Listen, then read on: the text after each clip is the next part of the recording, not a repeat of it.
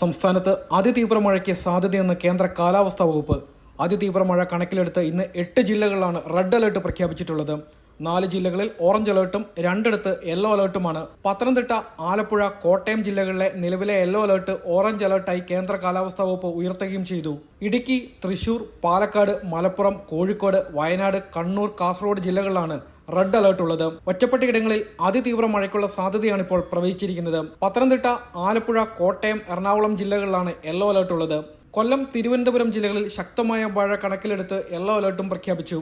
ശനിയാഴ്ച വരെ ശക്തമായ മഴ തുടരുമെന്നാണ് റിപ്പോർട്ടിൽ പറയുന്നത്. നാളെ മലപ്പുറം, കോഴിക്കോട്, വയനാട്, കണ്ണൂർ, കാസർഗോഡ് ജില്ലകളിൽ ഓറഞ്ച് അലർട്ടാണ് നിലവിലുള്ളത്. കണ്ണൂർ, കാസർഗോഡ് എന്നീ ജില്ലകളിൽ കേന്ദ്ര കാലാവസ്ഥാ വകുപ്പ് ഓറഞ്ച് അലർട്ട് പ്രഖ്യാപിച്ചിരിക്കുന്നു. ഒറ്റപ്പെട്ടയിടങ്ങളിൽ അതിശക്തമായ മഴയ്ക്കുള്ള സാധ്യതയാണ് പ്രവചിച്ചിരിക്കുന്നത്. ശക്തമായ മഴ ലഭിച്ചുകൊണ്ടിരിക്കുന്ന മലയോര മേഖലയിൽ മണ്ണിടിച്ചിൽ, ഉരുൾപൊട്ടൽ, മലവെള്ളപ്പാച്ചിൽ സാധ്യതയുള്ള പ്രദേശങ്ങളിലുള്ളവർ സുരക്ഷിതമായ സ്ഥലത്തേക്ക് മാറി താമസിക്കേണ്ടതാണ്. പകൽ സമയത്ത് തന്നെ മാറി താമസിക്കുവാൻ ആളുകൾ തയ്യാറാവണമെന്നും മുന്നറിയിപ്പിൽ പറയുന്നു. സ്ഥിരമായി വെള്ളക്കെട്ട് രൂപപ്പെടാറുള്ള താഴ്ന്ന പ്രദേശങ്ങളിൽ താമസിക്കുന്നവർ സാഹചര്യം വിലയിരുത്തി തയ്യാറാക്കപ്പെടുന്ന ക്യാമ്പുകളിലേക്കും മാറണം.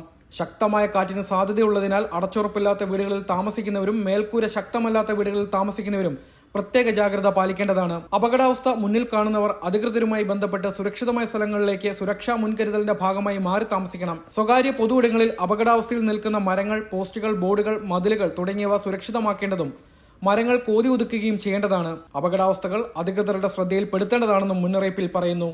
അതിതീവ്ര മഴ അപകടങ്ങൾ സൃഷ്ടിക്കാൻ സാധ്യതയുള്ളതാണ്. കുറഞ്ഞ സമയം കൊണ്ട് വലിയ മഴയുണ്ടാക്കുന്ന രീതിയാണ് പ്രതീക്ഷിക്കുക.